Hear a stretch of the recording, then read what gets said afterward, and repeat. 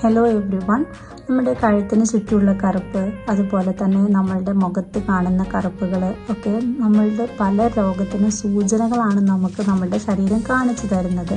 പല ആളുകൾക്കും അങ്ങനെ ഉണ്ടാവാറുണ്ട്.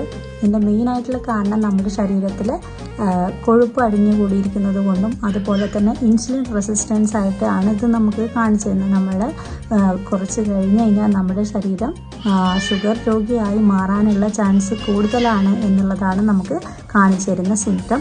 അപ്പോൾ നിങ്ങൾ ആരും ഇത് അവോയ്ഡ് ചെയ്യരുത്. അതിനനുസരിച്ച് നിങ്ങൾ ട്രീറ്റ്മെൻറ്റും കാര്യങ്ങളൊക്കെ ചെയ്യണം.